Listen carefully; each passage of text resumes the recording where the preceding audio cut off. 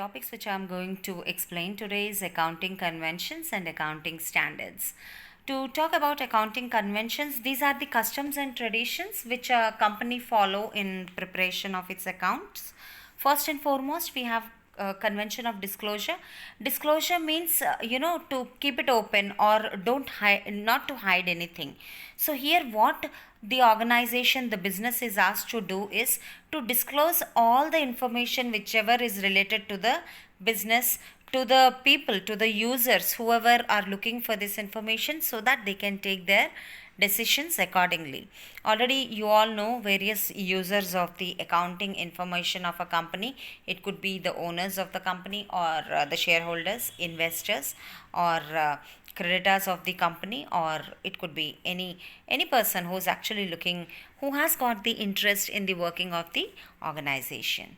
The second convention we have is convention of materiality.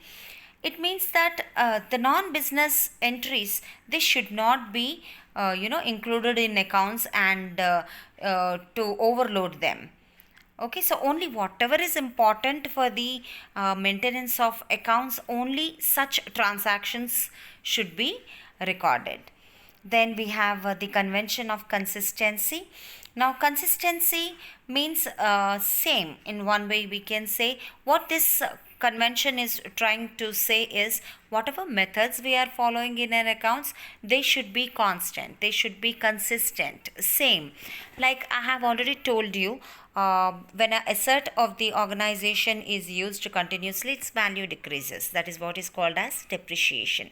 And there are many ways of calculating depreciation. For example, if we are following straight line method, all for number of years it should be the same, not that every year you change a method. It could be changed, but then we cannot compare our this year result with our previous year's result if the methods are not same. So that is why it is said that convention in consistency should be there. After that, we have convention of conservatism. Now conservatism means conserving. In one way you can say whatever profits the organization is making, it should try to maintain that. And also it means that all the prospective losses, all the anticipated thought that okay, we might get this loss, so what organizations they do is they conserve an amount, they make different reserves, they put certain amount aside, thinking that in case if we face loss, how to overcome that.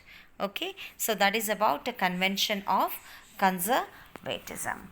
Once again, have a look at the conventions. First one we have convention of disclosure, second one convention of materiality, convention of consistency, and convention of conservatism. Okay, next we have accounting standards.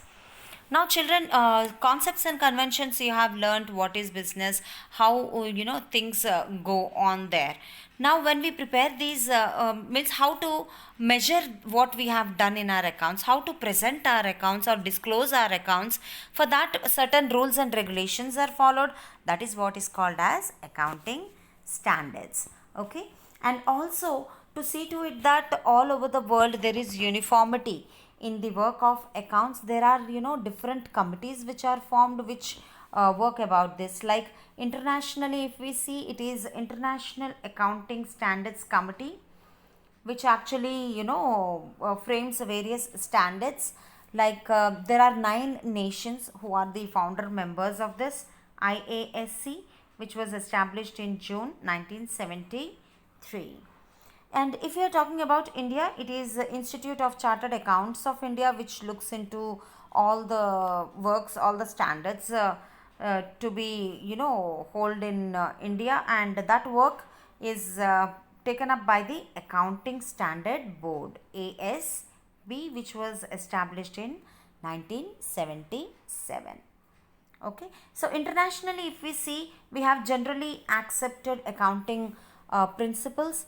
These guides and standardizes all the accounting processes all over the world. So and these are very necessary to in the preparation of our financial statements. And also if we are looking about gap, that is what is generally accepted accounting principles. Somewhere around 35 Indian accounting standards are there, which are universally acceptable. uh, Different countries, they also follow these standards which are set up by India. So that was about accounting standards, dear students. Thank you so much for listening to today's class.